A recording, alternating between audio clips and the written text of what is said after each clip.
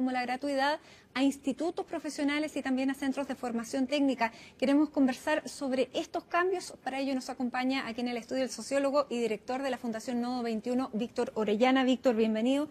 Gracias por acompañarnos. Finalmente se está revirtiendo lo que siempre ha sido una tendencia en nuestro país, que la prioridad era la universidad y no los centros de formación técnica. ¿A qué se debe específicamente? ¿Podemos darle ya la atribución a qué es la gratuidad lo que está trayendo? Bueno, primero gracias Matilde por la invitación. Diría que hay causas inmediatas y otras más de fondo. Y ya también hay mitos. Permíteme partir por los mitos, que se ha dicho que Chile no tiene una mayor demanda de técnicos, que formamos demasiados profesionales y que ahora estaríamos en la senda correcta porque se están formando más técnicos.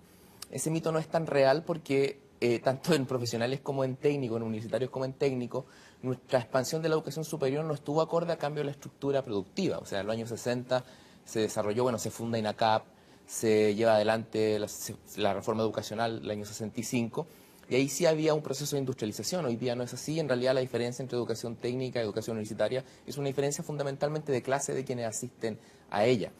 Lo que está ocurriendo ahora es que nosotros expandimos la esfera universitaria de manera descontrolada, la hicimos en poco tiempo y de alguna forma la reventamos. Entonces la confianza que generaba un título universitario hace 15, 20 años no es la misma que produce hoy, porque hay una generación de estudiantes endeudados, con alta rotación laboral, que trabajan no siempre en lo que estudiaron y por lo tanto ahora como más gente estudia y sobre todo se han incorporado a la educación superior sectores de origen más popular, para esos sectores ya la enseñanza universitaria no es lo promisoria, no es la gran promesa de una clase media consolidada como lo era hace 15, 20 años, y a eso tú le agregas la gratuidad, que sería la causa inmediata, tiene un mayor estímulo a tener carreras técnicas y cortas, digamos.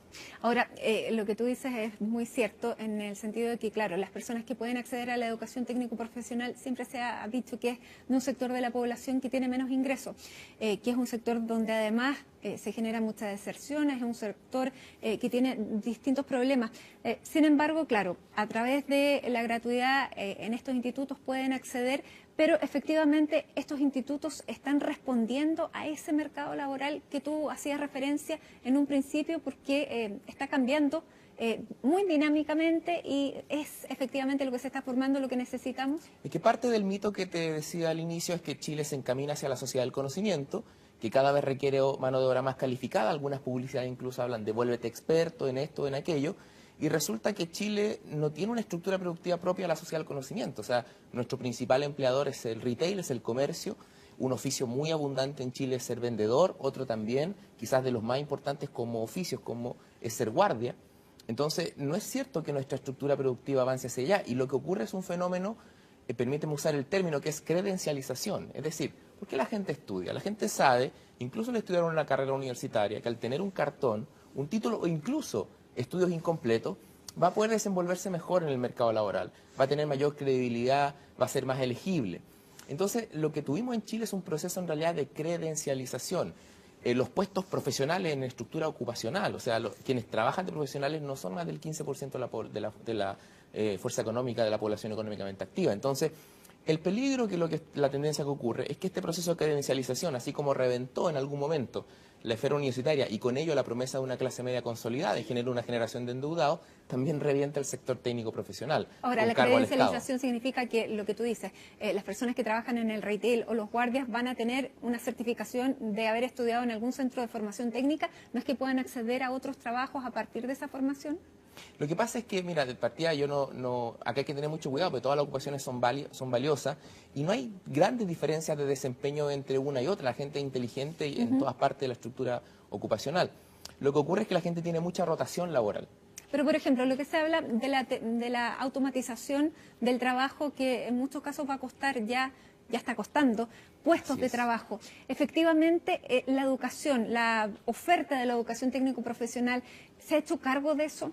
Mi impresión es que no, al revés. Yo te diría que la educación técnico-profesional y la universitaria, cuando la expansión la hace el mercado, lo que va haciendo es explotar nichos. En algún momento, por ejemplo, el nicho fue la enfermería. Hubo un gran interés social por estudiar en enfermería, había una demanda del mercado ocupacional y eso se revienta. Y las remuneraciones empiezan a caer. Entonces lo que hace el mercado, una vez que revienta un nicho, busca otro y busca otro, así sucesivamente con un comportamiento, yo diría, de carácter más bien rentista.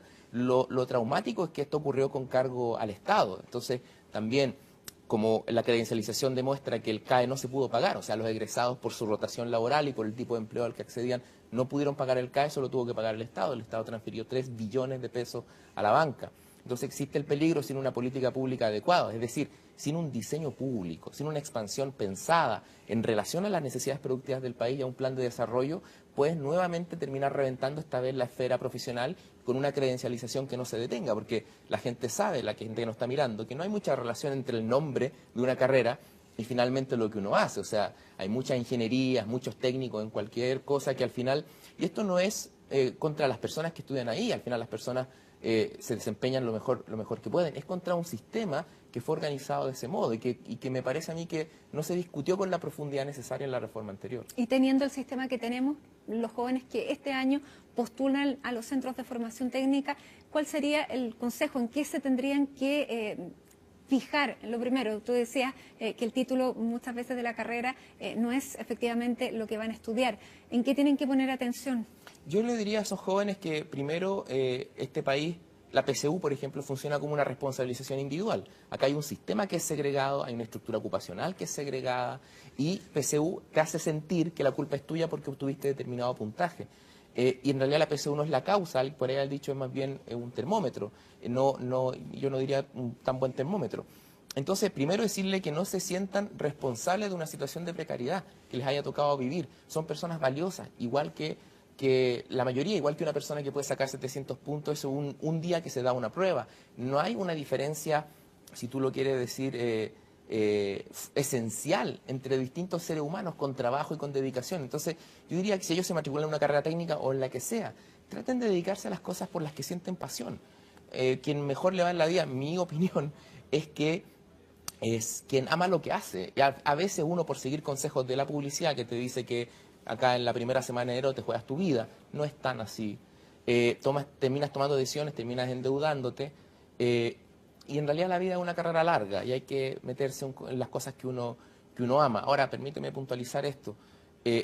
Podemos terminar en una credencialización que sea una nueva sangría de recursos públicos. La presión hoy día, esta semana, está completamente en los jóvenes. Son los menos responsables. Fíjate que una vez un joven, en una entrevista, en las investigaciones que uno hace en la universidad, me decía: tengo 17 años y siento que me farrea mi vida porque tenía un mal ranking. ¿Y qué te puedes farrear tú a los 17 años? Claro, ese entonces, es el peso que los se siente. verdaderos responsables Exactamente. no están dando la cara. Y es hora de que acá hubo un tremendo revuelo en la reforma anterior. Todos estos problemas quedaron vacantes. Acá mucha gente que nos llevó a celebrar que habían situaciones resueltas. Yo diría, no están las situaciones fundamentales resueltas y es hora que el país tome conciencia, primero por respeto a esos jóvenes. Muy bien, Víctor Orellana, muchísimas gracias por acompañarnos esta tarde en una semana en que los jóvenes están tomando, claro, decisiones y que no deben sentir eso porque la vida es bastante larga para la angustia inicial. Muchas gracias. Así es, Matilde. Muchas gracias a ti. El Sistema Único de Admisión reveló que este año bajaron las postulaciones